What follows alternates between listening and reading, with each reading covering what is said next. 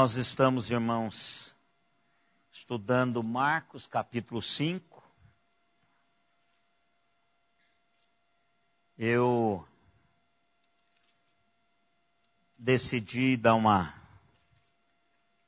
lida minuciosa em alguns capítulos de Marcos, porque há algum tempo eu queria já trabalhar algumas porções de Marcos. E como exigia um pouco mais de tempo, eu vim acumulando algumas ideias sobre Marcos e resolvi então fazer uma série de estudos em Marcos. E nas quartas-feiras nós vamos estar falando sobre os casos difíceis das Sagradas Escrituras, principalmente no enfoque de Marcos. Mas eu vou, nesse caso, trabalhar todos os evangelistas. Mas no domingo à noite eu vou trabalhar tanto a questão do próprio Marcos, quanto a questão de Pedro no Evangelho de Marcos. Lições que Pedro jamais esqueceu. Lições de vida com o Senhor que Pedro, com certeza, nunca perdeu isso de perspectiva. Então, domingo que vem, nós vamos estar à noite conversando um pouquinho sobre o Deus da nova chance. Um Deus da segunda chance. Então, Marcos traz na sua vida e no seu evangelho, no evangelho que ele escreveu, o evangelho do Senhor Jesus Cristo, através dele, estas perspectivas. Então vamos, domingo que vem, falarmos sobre esse Deus da esperança, esse Deus que nos dá novos começos, esse Deus que nos chama para usufruirmos dessas realidades. E esse texto que nós estamos trabalhando nele, capítulo 5 de Marcos, do verso 22 até o verso 34, é um texto que representa bem essa realidade. E Marcos, ele trabalha sempre com esta perspectiva. Se nós olharmos para Marcos, e o que é interessante que Marcos traz na sua escrita, ou seja, Deus revela-se através de Marcos, aproveitando as experiências de Marcos. É assim que Deus faz comigo e com você. Então, por isso que Deus não desperdiça nenhuma das minhas, nem das suas experiências. Então, não está errado os nossos pais, o lugar onde nós fomos criados, as deficiências, nossas ambiguidades, os nossos enfrentamentos, as falhas genéticas que nós carregamos. Deus trabalha isso de uma maneira maravilhosa e Deus usa isto para se revelar através de nós. Algumas facetas da graça de Deus, da multiforme graça de Deus, ela é transmitida, anunciada, representada na vida através de pessoas que passaram por determinadas experiências. Não tem como alguém dizer alguma coisa sobre uma faceta de Deus se ela nunca experimentou isso de uma maneira prática na própria existência. Se a sua caminhada não teve enfrentamentos que essa faceta da multigraça de Deus foi algo presente, experimentado, saboreado com a vida. Então, quando nós lemos Marcos, a gente entende que Marcos entende disso. Que a caminhada de Marcos, a experiência teológica de Marcos, as realidades que Marcos usufruiu da vida, ele traduz a cada dia, observa as ações de Jesus e capta, através da sua visão de experiência, ele capta essas ações de Jesus. E ele dá um enfoque certo disso. Ele mostra para as pessoas como é que Jesus agiu, como é que as pessoas à volta de Jesus poderiam ter agido, como é que Jesus representou a realidade de Deus em direção a essas pessoas. Assim são os meus momentos e os seus momentos. As nossas compreensões, as nossas concepções, elas darão corpo à visão que nós temos de Deus. Então, se você é uma pessoa que caminha em fé com Deus, as suas percepções serão percepções de um caminhante de fé experimental. Agora, se você é apenas um teórico, um teológico, uma pessoa que não consegue trazer isso, você vai olhar tudo teoricamente. Na hora da prática, você vai ter dificuldades. Você vai ter dificuldades. Então, as Escrituras, principalmente quando Marcos traduz para mim e para você sobre essa mulher, ele traz, assim, detalhes. E para entendermos um pouco mais o que nós fizemos quarta-feira passada, nós tentamos trazer, de fato, o contexto dessa história dessa mulher, mostrando o seu sofrimento, o que ela, de fato, sofreu nas mãos dos médicos, no seu contexto social, que ela teve alguns problemas, esse vazamento que ela teve durante todos esses anos, quais foram as consequências para a sua vida, tanto pessoal, para a sua vida religiosa, as angústias emocionais, psíquicas, físicas. Isso é mais fácil para as irmãs entenderem essa questão de uma menstruação 24 horas por dia durante 12 anos. Então isso é um vazamento que ela tinha, que a prejudicava por causa do seu contexto social. Ela trazia uma angústia muito grande. Ela não podia relacionar-se com as pessoas por causa da impureza cerimonial. Ela não poderia ter um relacionamento marital, ela não poderia casar, porque o marido seria um impuro o tempo todo, imundo. Não é impuro, é imundície mesmo, não é? Aquela expressão que as nossas obras não passam de pano de imundície, ele está falando pano menstrual, é o absorvente menstrual. Só serve para jogar fora e às vezes fede. Na maioria das vezes fede.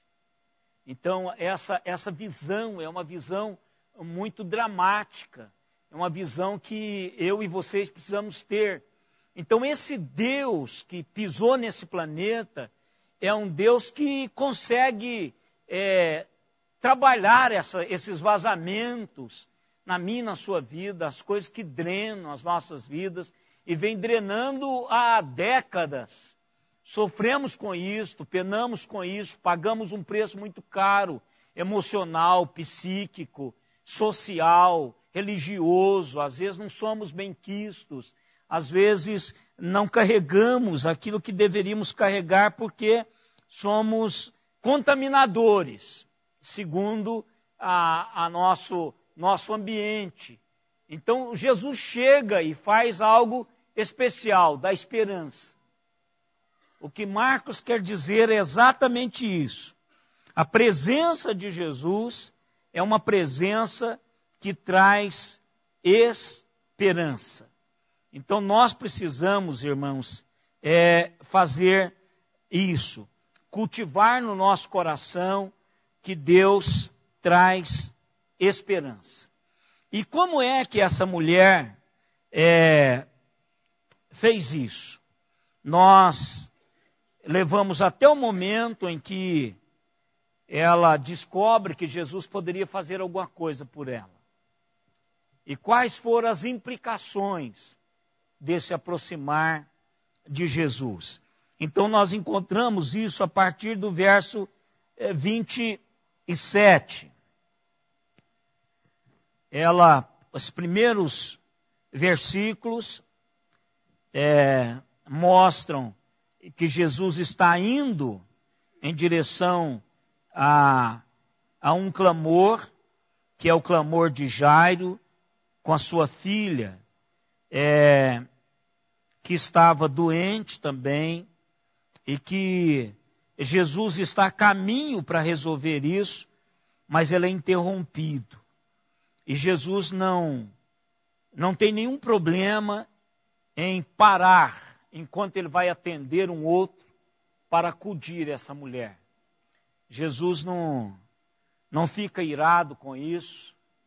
Jesus estava a caminho de trazer bênção à vida, à família de Jairo, mas enquanto ele vai em direção a alguém, aparece uma outra pessoa. Então, como que é que ela faz isso? Verso 27 e o verso 28 fala-nos sobre isso.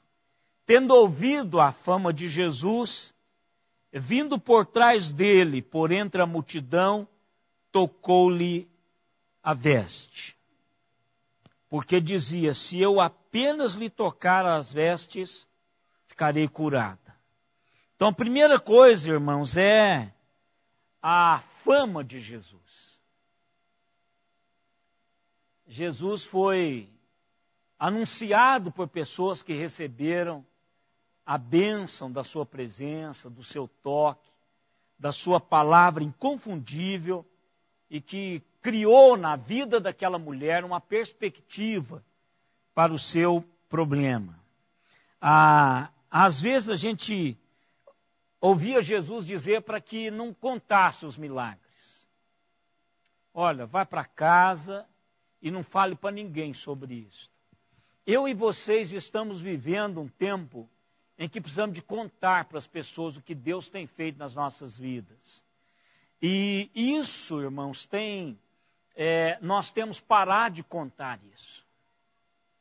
Eu não sei porquê, não sei se é porque a gente não quer ser associado a esse mercado evangélico, mas nós às vezes agimos como agentes secretos.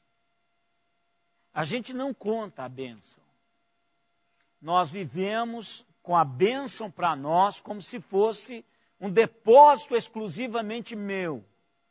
Que eu não vou partilhar isso com ninguém, não vou contar para as pessoas, somente as pessoas que estão à nossa volta. E quando nós ouvimos alguém falar muito do que Deus está fazendo, a gente acha que essa pessoa é um tanto quanto inconveniente, exagerada. Agora, essa fama que ela ouviu de alguém que falou sobre Jesus. Eu e vocês precisamos de contar acerca de Jesus. E você não precisa ir para o seminário, você não precisa ir para o IBEL, você não precisa de fazer curso teológico nenhum para fazer isso. Você simplesmente precisa experimentar Deus na sua vida e contar para as pessoas como Ele está agindo. É tão simples quanto isso. Falar do cuidado de Deus para com você. Qualquer momento, você introduzir o assunto da ação de Deus na sua vida. Ora, melhorou? Graças a Deus. Olha, eu vou contar como que Deus agiu sobre isso. Conta para as pessoas. Porque a fama de Jesus, a sede que algo que Jesus fez por nós pode provocar no coração de outra pessoa o desejo de conhecer esse Jesus que tanto trabalha a sua vida. Foi isso que gestou no coração dessa mulher a vontade de buscar a Jesus. Claro que ela tinha buscado todos os recursos e não tinha conseguido, ela estava indo de mal a pior. Mas ela ouve. Pessoas falaram sobre Jesus. Ela ouviu acerca de Jesus. Marcos não detalha o que ela ouviu. Não sei se ela ouviu sobre curas de pessoas que não tinham mais recursos. Não sei se ela ouviu sobre o endemoniado lá do outro lado da margem. Eu não sei o que ela ouviu, mas o fato que lhe fez aproximar-se de Jesus foi a fama de Jesus. Então eu e vocês somos responsáveis para proclamarmos o que Jesus tem feito na sua vida. O que dá credibilidade, irmãos, é aquilo que Jesus tem feito na minha vida. Não é você estudar um sermão bonito, ou as 4 leis espirituais, ou o plano da salvação. É dizer para as pessoas o que Deus tem feito na sua vida. É só isso. E deixar a sede que Deus vai provocar no coração dessas pessoas para procurá-lo. E quando essas pessoas forem procurar a Jesus, Jesus vai respondê-las. Jesus vai estar presente, Jesus vai fazer da mesma maneira que tem feito na sua e na minha vida. É tão simples quanto isso, irmãos. Agora, eu preciso de provar que Jesus tem tocado na minha vida, porque senão meu testemunho não vai ser válido. Eu preciso de fazer isso. Não é uma conversa fiada. Não é um postulado da minha família, porque todo mundo é crente, eu quero fazer quero fazer média e falar a mesma linguagem. Não é aprender evangeliquez. É ser transformado e falar da sua vida com Deus todos os dias. Olha, eu era cego, agora eu vejo. E Deus fez isso comigo. Dá uma olhada, me dê um papel para eu ler para você. Olha, eu era assim, agora eu sou assim. Olha, eu era aleijado, agora eu ando. Eu era possuído pelo demônio e agora eu sou possuído por Deus. Eu gosto de tomar banho. Eu gosto de procurar as coisas espirituais. Então, são realidades que você pode provar na sua vida. Não adianta nada eu falar de Deus e minha vida dizer o contrário. Não adianta nada eu falar de cura, sendo que eu continuo doente. Eu preciso de dar a fama a Jesus, mas a fama verdadeira. Eu preciso passar para as pessoas quem realmente Jesus é. E sou eu, como crente, que tem experimentado a realidade de Deus, é que vou criar essa expectativa no coração das pessoas para procurar a Jesus. Então, essa mulher, olha o que o texto diz. Vendo-lhe, tendo ouvido a fama de Jesus, olha, ouviu a fama de Jesus. E aí o que acontece? Ela cria uma realidade. Ela cria uma expectativa. E veja como ela faz. Talvez essa ação dela seja uma ação de uma fé infantil. Aquela fé simples. Aquela fé até que cheira superstição. Não preciso nem falar com ele. Eu vou simplesmente tocar na sua veste. Isso parece uma fé muito simples, uma fé despojada de a teologia complicada. Para você receber isso, você precisa... Não, são coisas simples. Ela cria, ela tem ela concebe quem Jesus é, e a partir da sua concepção ela diz assim, é tão simples quanto tocar na sua veste. Eu vou simplesmente tocar em Jesus. Eu vou dar um passo à frente e não quero nem que ele me veja. Não quero nem que ele me veja. Eu vou lá e vou, de todo o meu coração, eu vou ser curado ou curada ao tocar nele. Tão simples assim, irmãos. E às vezes, nós estamos tão adestrados para as coisas complicadas que a gente não faz mais isso. A fé simples parece que fica só para as crianças. A gente fica adulto e complica o negócio. Parece que não tem mais esse passo, simplesmente para dar o passo. E veja as complicações, irmãos, que essa mulher teve. A primeira coisa que ela precisava fazer, o risco que ela estava correndo. Para ela aproximar-se de Jesus, que ela não estava tão perto de Jesus, mas para ela aproximar-se de Jesus, ela teria que vencer uma multidão que estava à sua frente. Ela simplesmente percebeu que ele estava lá. E aí veja, ela iria dar cotovelada, ela iria encostar, ela iria dar empurrão, ela iria topar com as pessoas, e no caminho em direção a Jesus, ela estava causando contaminação cerimonial em todas as pessoas que ela estava encostando nelas.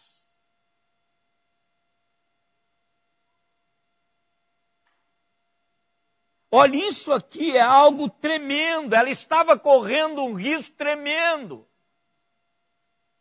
Primeiro, se ela fosse reconhecida, ela seria humilhada publicamente.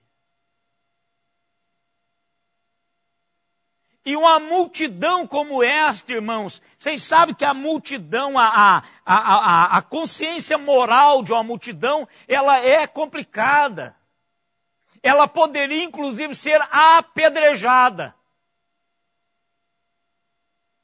Então era uma fé, era uma decisão simples, mas era uma decisão determinada. Eu sei que Jesus pode fazer isso por mim. E vale a pena correr o risco. É uma fé simples. Mas é uma fé que tem complicações. É uma fé que traz para mim responsabilidades.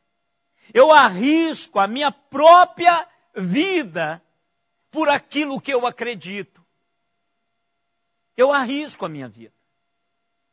Eu dou a minha cabeça a prêmio por aquilo que eu acredito. Eu acredito que Jesus pode curar-me.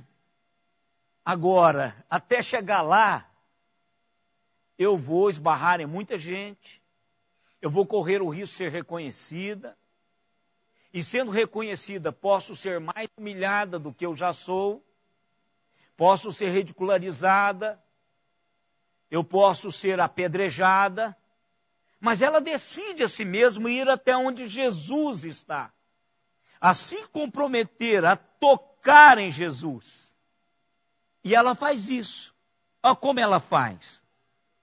O texto diz que ela decidiu ir por trás de Jesus, por entre a multidão e tocar-lhe a veste. Essa é a decisão dela.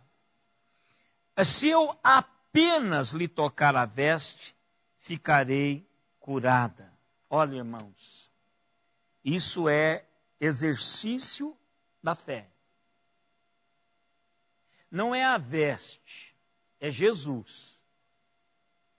Mas quem estava vestido com essa veste era que poderia emanar poder dele. Ela creu em Jesus. A veste seria apenas um meio pelo qual ela pudesse tocar em Jesus. E outra coisa, ela não poderia tocar em Jesus. Porque ela estaria intencionalmente contaminando-o. Porque Jesus era um homem judeu. E ela jamais, segundo a lei, poderia fazer isto. Ela não poderia tocar em Jesus. Enquanto ela caminhava em direção a Jesus, eu fico pensando, irmão, será que eu vou? Será que eu não vou? Será que vai dar certo? Eu acho que os mesmos medos que eu e vocês temos.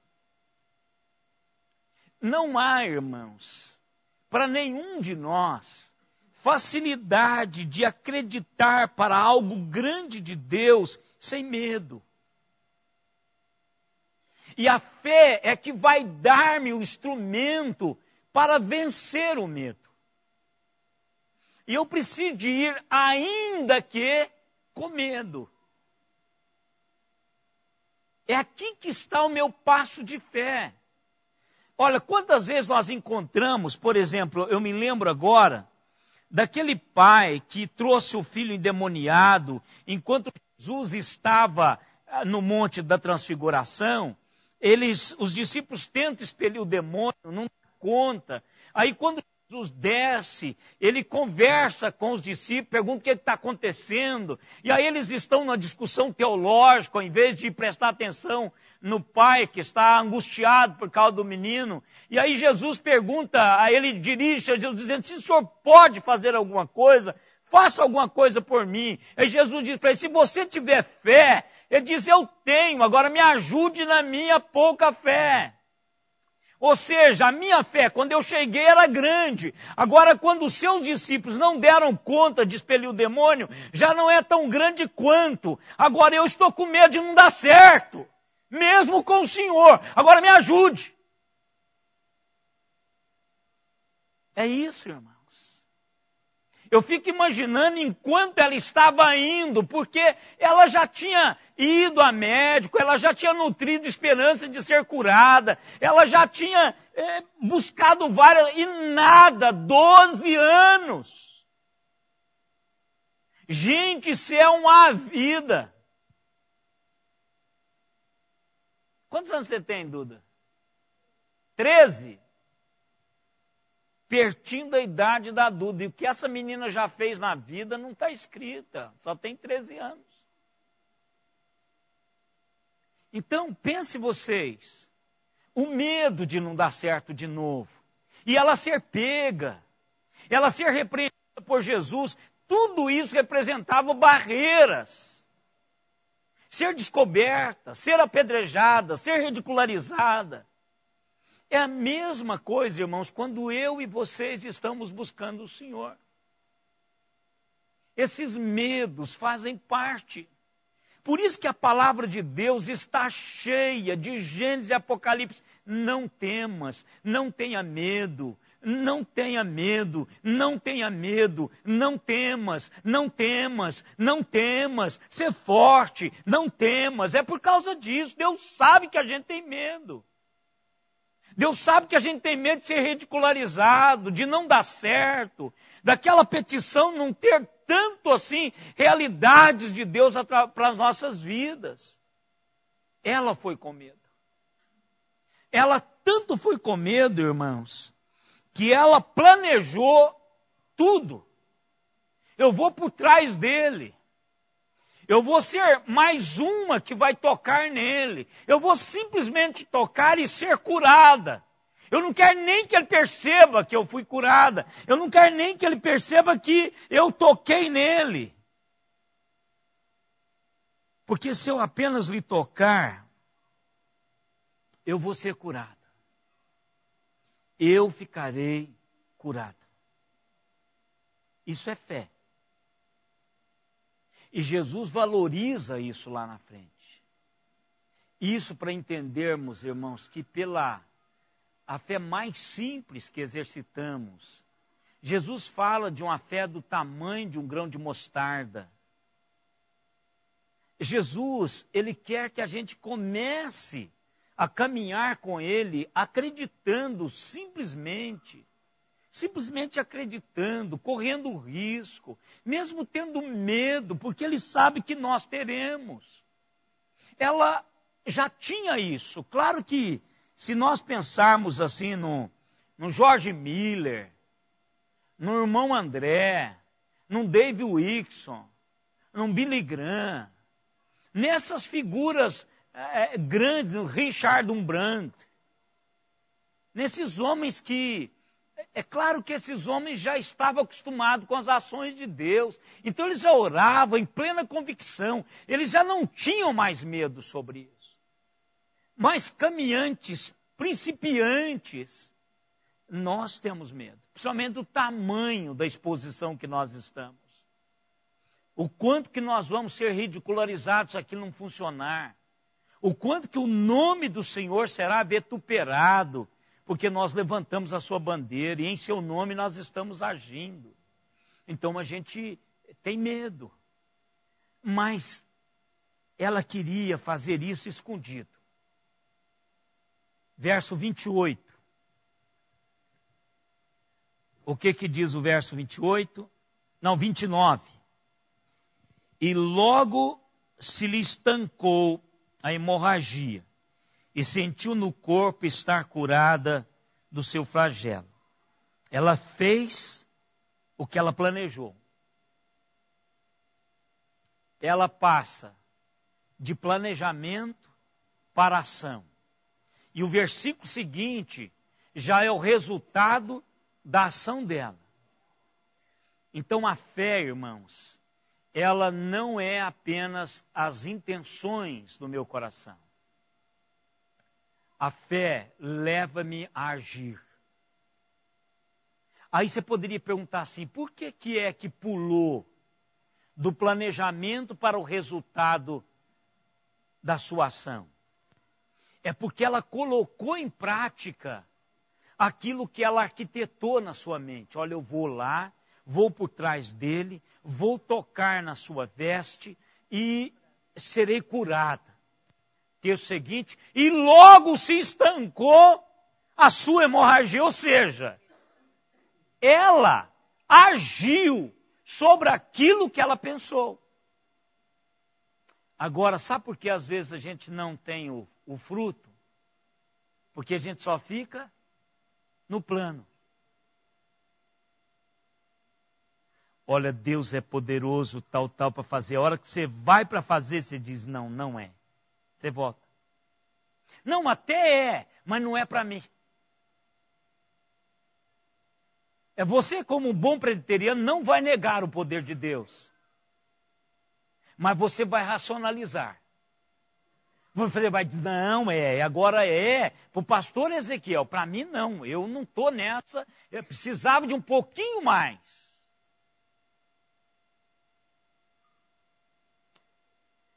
Um pouquinho mais é de você ir e fazer aquilo que Deus está colocando no seu coração para fazer. Você ouviu de Deus, foi informado acerca de Deus, tem todo o subsídio de quem Deus é. Então o que você está fazendo? Por isso que Jesus falava com seus discípulos, às vezes, assim, bando de bules, de pouca fé. Não é? É. Homens de pouca fé. Por quê? Eles já tinham informações suficientes para dar um passo. Mas e voltavam atrás. Não, eu até acredito que ele pode. Eu vi ele fazer várias vezes, mas não é para mim, é para o outro. Essa falta, esse ato que tem entre o planejamento e o resultado da ação, é exatamente porque não ficou no planejamento. Poderia ter terminado aqui, mas se estivesse terminado no planejamento, nós não teríamos esse texto nas Sagradas Escrituras. Irmãos, e quantas vezes nós não temos histórias de Deus atuando nas nossas vidas para contarmos, porque ficou apenas no planejamento. Ficou apenas no plano de que você iria fazer isso, mas não fez. Eu não sei vocês, mas sabe uma das coisas que mais me motiva, não só nas Escrituras, mas é quando eu pego alguns livros, algumas biografias e leio de passos gigantes de fé. Agora, está lá por quê, irmãos? Porque alguém um dia planejou que assim seria. E foi. Você já leu um livro chamado Pode Falar, Senhor? Quem já leu esse livro? Como é que é lá o primeiro nome do cônego? do que criou Jocum? Eu lembro do sobrenome que é muito mais difícil. Cunningham. Hein? Loren Cunningham. É dele. Pode falar, Senhor. A gente vê, nós que estamos envolvidos com Jocum, aliás, envolvidos não, sabemos do ministério da Jocum, ele sonhou com ondas gigantes invadindo o mundo todo. E ele viu ondas de jovens. E aí ele criou a Jocum, jovens com uma missão. E se você vai em qualquer parte do mundo, você encontra base da Jocum. Se você falar assim, olha, eu vou para a África, a janela 1040, e vou hospedar-me numa base da Jocum. Qualquer lugar que você chegar, procura onde fica a base da Jocum. Lá vai ter jovens para receber você. Qualquer parte do mundo. Então por que quando nós lemos isso, vibramos com isso? É porque alguém lá atrás fez uma loucura. Deu um passo de fé. Hoje eu não preciso fazer mais força. Hoje as coisas estão acontecendo. Outras pessoas foram chamadas. Por que é que nós não temos história de Deus, irmãos? Porque nós não temos, tem ficado só nos planos. Nós não temos a ousadia de experimentarmos o poder de Deus. Por que nós lemos essa história agora e nos empolgamos com ela? Porque alguém planejou e alguém foi. E aí o verso 28 diz, e o que aconteceu? 29. E logo se lhe estancou a hemorragia e sentiu no corpo estar curada do seu flagelo. Ela deixou de pingar, de vazar.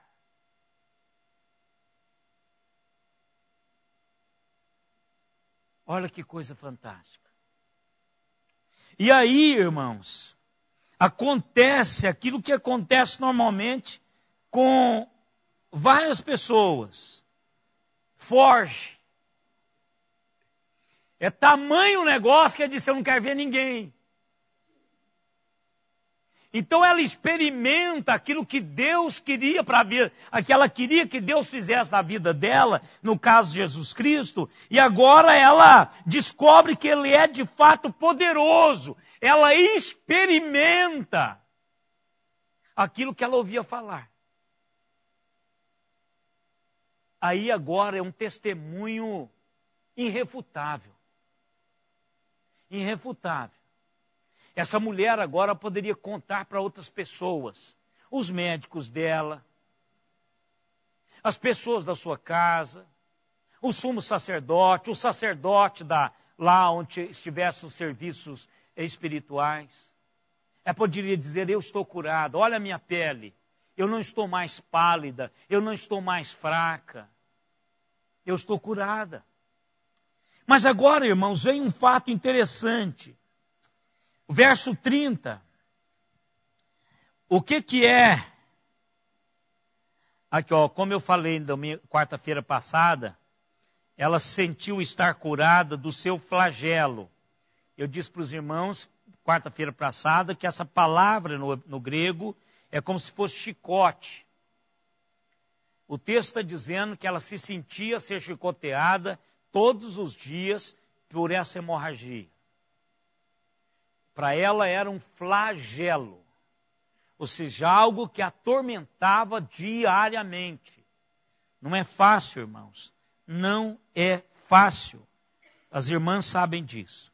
Verso 30, o que acontece no 30? Esse Deus é um Deus pessoal, irmãos. Jesus é um Deus pessoal. Assim que essa mulher o toca, Jesus sente. Jesus sabe imediatamente. Só para constar, irmão, Jesus já sabia desde antes. Viu? Isso é uma linguagem do evangelista, né? Do escritor, mas ele já sabia desde antes. Você sabe, eu fico às vezes pensando assim, Jesus está dizendo assim, será que ela vai parar no meio do caminho? Ela está chegando, ela está chegando, ela está chegando. Tocou. Jesus sabe, irmãos. Ele sabe. Ele sabe todas as coisas. Então não fique com medo, pode ir, está te esperando. Eu acho que ele fica decepcionado quando a gente não chega. Ele diz, vai ser pigmeu, chega, dê mais um passo, está faltando tão pouquinho. Você já acreditou até que acaba de chegar. A gente fala, não, Senhor, isso é para o Billy Graham, eu vou voltar. Não é? Ele diz, puxa, como esses homens são de pouca fé mesmo. É um bando de bullies, né? O garrafa térmica. Vamos lá. O que acontece?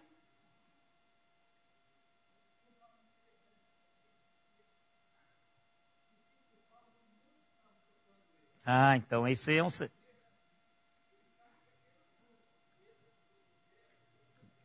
Ah, então, mas esse é o segredo da coisa. E veja aqui, veja como é o interesse de Jesus, naquele momento, publicar aquilo. Jesus, irmãos, se a gente vai lendo, essa é a grande bênção de envelhecer crente, irmãos. Quando a gente está mais jovem, você lê a Bíblia assim, meio irresponsavelmente. É como você come alguma coisa irresponsável quando você é mais jovem. Por exemplo, a Simone é uma expert de fazer ponta de peito de panela. De verdade, a Simone é uma expert. Ponta de peito, o irmão Zé sabe disso. O ponta de peito que a Simone faz de panela, gente, pensa numa carne que fica gostosa. E ela fez hoje. E aí eu tirei uma gordura. Ela disse, o que você está tirando aí? A gordura? Agora você me diz assim, sempre foi assim? Não, nem sempre. Eu já comi gordura irresponsavelmente.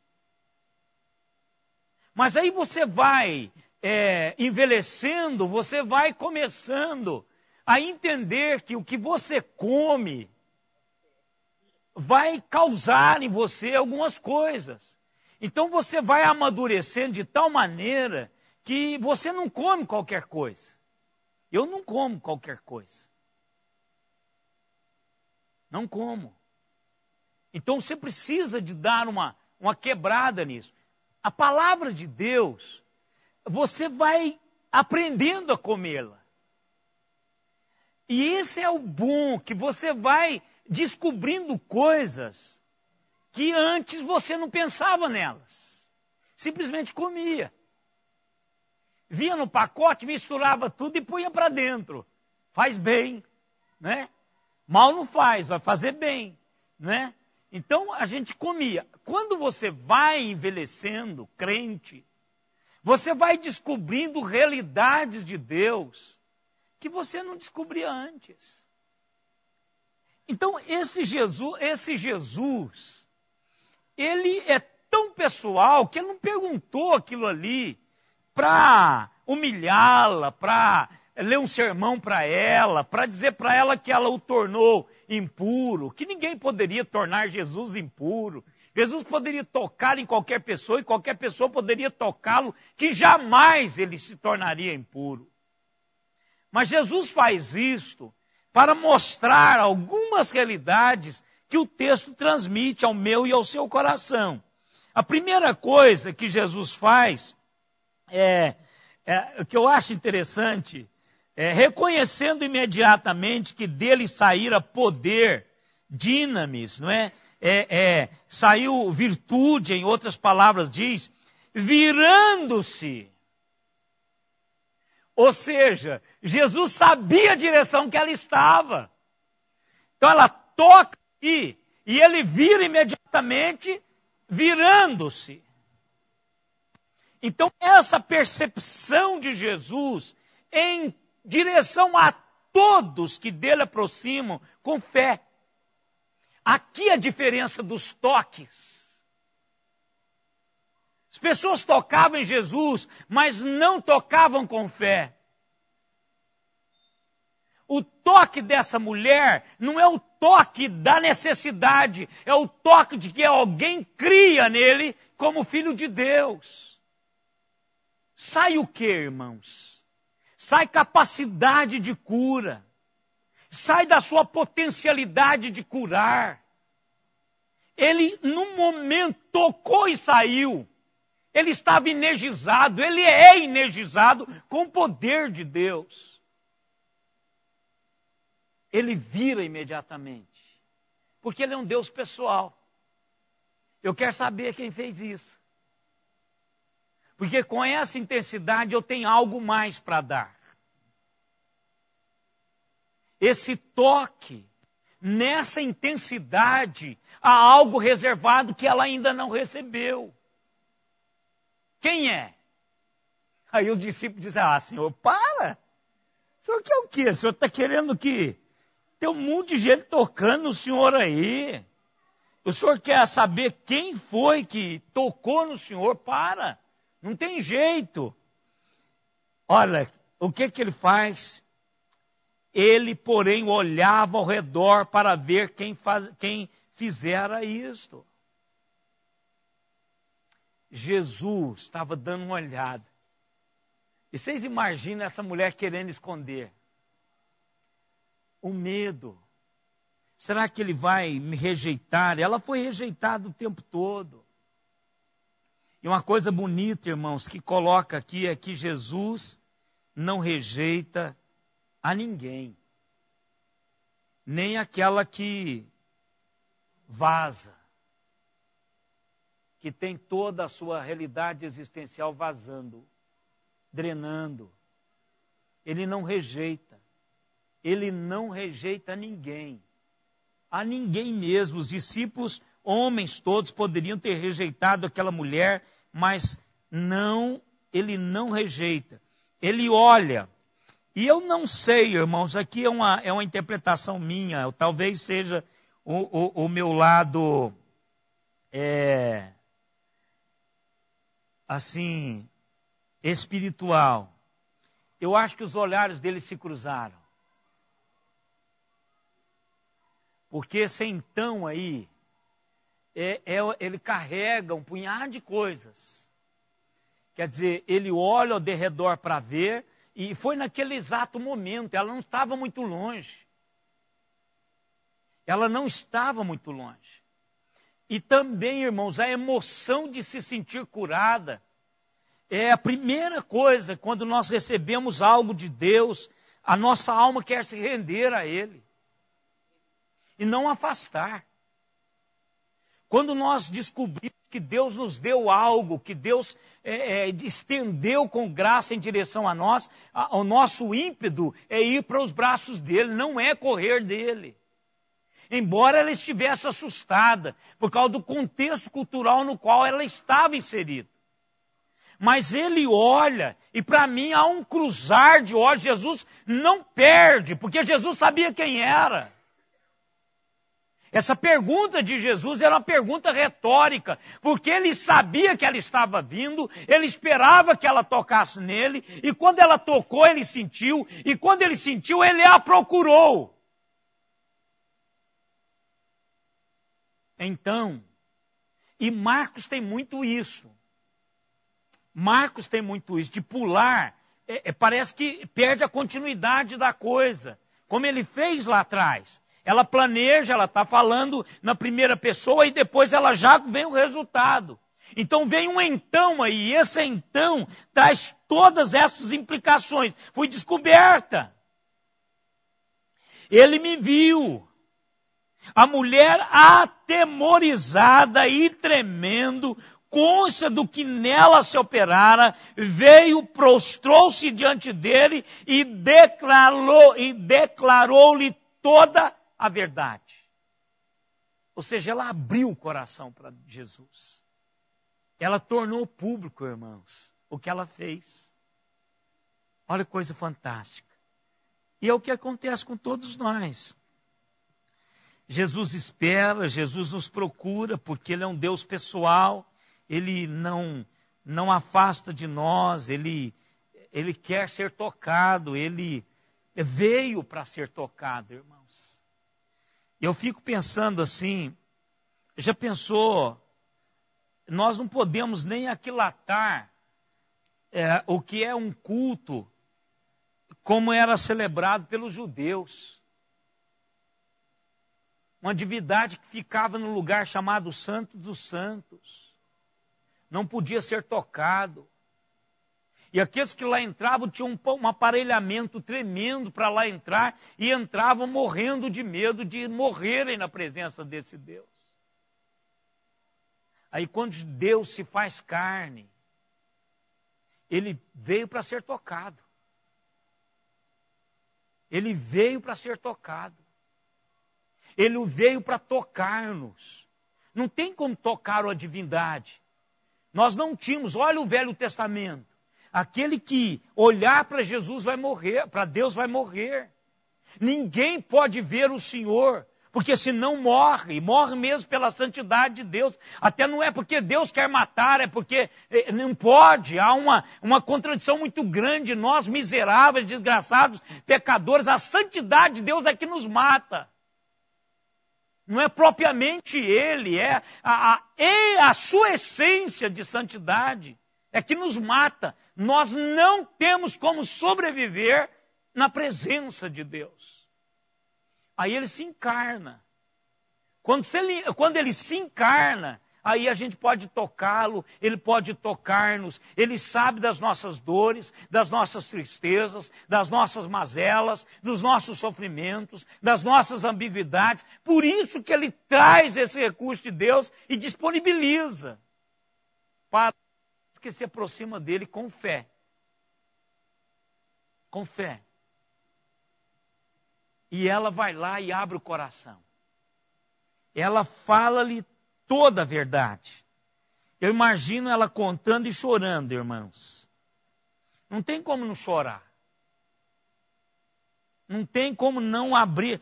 Quando você vai abrir o coração, falando com um conselheiro sobre um problema que você tem, dispara. Você chora, você não aguenta a emoção. Imagina ali ela 12 anos, o Filho de Deus para a missão primeira dele para atendê-la. Para atendê-la. Deus não trabalha com urgência, trabalha com necessidades. Deus pode fazer todas as coisas.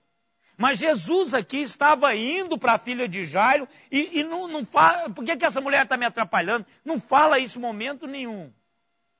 Ela derrama-se diante do Senhor, curada. E aí vem o mais fantástico, irmãos. Restauração plena. Ele chama essa mulher de filha. Coisa que ele não faz com mulher nenhuma. É a primeira vez que Jesus se dirige a uma mulher e a chama de filha. O que Jesus está fazendo com essa mulher? Para todos os homens verem. Restaurando-lhe a dignidade. Aliás, as mulheres receberam em Cristo Jesus a dignidade de se ser mulher. Jesus é que deu à mulher o lugar dela. Aliás, Deus vem dando à mulher o lugar dela desde a criação. Deus é que valoriza a mulher como ela deve ser valorizada. E Ele apregou aos homens para que assim também o façam. Jesus chama essa mulher de filha.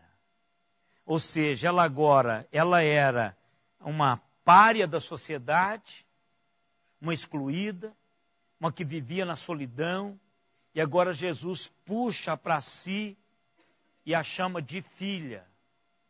Ou seja, o rabino dando a uma mulher a condição de se ser filha dele. Isso é algo muito grande, irmãos. Algo muito grande. É algo que aquela mulher não esperava. Por isso que quando você der um passo de fé, pode ter certeza de que algo muito maior, mais abundante, além da sua expectativa, ainda está por vir, que você não está procurando, mas que virá no pacote desse passo de fé. Pode ter certeza disso. Deus está só esperando, irmãos, nós darmos esse passo de fé, mesmo com medo, mesmo correndo risco, mesmo se expondo, mas Ele está esperando a gente fazer isso. Porque há no pacote que você não está pensando ou planejando receber algo muito maior. E vem, pode ter certeza disso. Sabe essa expressão assim? Fui tão abençoado que eu não esperava que seria tanto. Todos que são abençoados têm esse adendo, esse a mais, que não esperava, que Deus deu. Primeiro, o posicionamento dela agora muda. Ela é chamada de filha. E o que mais? A tua fé te salvou.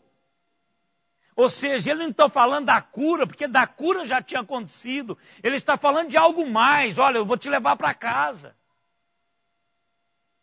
Você vai morar no céu. Não só o corpo, mas a alma dela agora, ao tocar em Jesus, ao buscar a Jesus, ao acreditar que Jesus poderia fazer algo por ela, ela experimenta algo muito maior, muito mais permanente, muito mais duradouro que a salvação. A tua fé te salvou. Ou seja, o passo que você deu em direção a mim, foi o ingrediente que te salvou. Não foi essa fé mística de tocar na minha veste. Foi você ter acreditado que eu poderia fazer alguma coisa por você. A tua fé te salvou. E agora aquela coisa fantástica que só Jesus pode dar. Pensa nessa mulher sofrendo todos os dias. Agora ele diz assim, vai-te em paz e fique livre do teu mal. Sabe uma coisa assim que a gente, somente quando a gente tem algumas doenças, estava conversando agora mesmo com a irmã, e nós falamos de um amigo em comum, de que o irmão dele teve recidiva de câncer. Sempre é assim. Quando é curado de alguma coisa, ele fica pensando, será que não vai voltar? Será que esse negócio não vai voltar? Ou recidivou. Isso é a má notícia que muitos médicos dizem. Agora Jesus estava dizendo para ela assim, olha, nunca mais esse sangramento vai voltar. Eu nem sei se ela menstruou mais. O texto não entra nesse detalhe. A gente que fica pensando, talvez vocês mulheres pensam, será que ela menstruou novamente? Será que ela teve filho? A gente fica cogitando essas realidades. Mas como o mal não viria mais, como doença não viria mais, Jesus está dizendo, você pode ir em paz, porque esse flagelo nunca mais você vai experimentar na vida. É isso que Jesus faz conosco. Ele nos dá paz. Então, irmãos, o que eu quero que a gente leve para casa com essa série é que, igualmente, eu e vocês, foi nos dado bênçãos fantásticas ao exercermos a nossa fé em direção ao Senhor. Somos filhos de Deus em Cristo Jesus. Tem um lar sendo preparado para nós na eternidade. Somos co-herdeiros, herdeiros de Deus e co-herdeiros em Cristo. Temos uma nova vida. temos uma nova vida. Foi dado-nos uma nova vida. Somos livres do poder do pecado controlar e dominar as nossas vidas. Nós somos livres disso. O pecado não domina as nossas vidas. Podemos pecar, mas ele não domina-nos. Aquele que tem Jesus não é dominado pelo pecado, não é controlado pelo pecado. E o mais, nós não somos mais inimigos de Deus. Obrigado, princesa. Deus abençoe. A diaconisa. Fomos reconciliados com Ele. E somos totalmente perdoados de todos os nossos pecados. Isso é um passo de fé. Que nós recebemos esse pacote todo ao fazermos isso. Então eu queria que você levasse para casa, no seu coração, isto. Não há casos difíceis. Precisamos exercitar a fé em Deus, sabendo que Ele é poderoso, que Ele é um Deus pessoal. E eu gostei da expressão do pastor Renato, no sábado de manhã, quando ele diz assim: Deus se preocupa muito mais com você do que você imagina. É isso que a gente precisa colocar no coração, irmãos. Deus não é um Deus ausente. Deus é um Deus presente. Ele está muito mais preocupado comigo e com você do que nós imaginamos que Ele esteja. Talvez a gente pense em quem sou eu diante dessa realidade cósmica. Quanta água Deus precisa de providenciar para abastecer esses países, esses lugares que não têm água. E eu sou esse toquinho aqui de 1,62 m, que não tem significação quase nenhuma. Sim, Ele está preocupado comigo.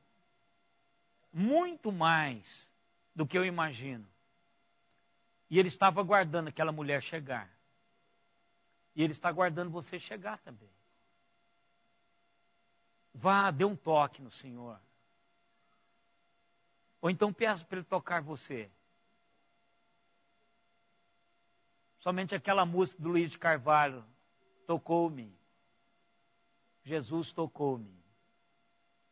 Peça a Ele, se você, Senhor, me toque. Mas exerça a fé, vai até onde Ele está e toque no Senhor. Tivemos, irmãos, 35 conexões.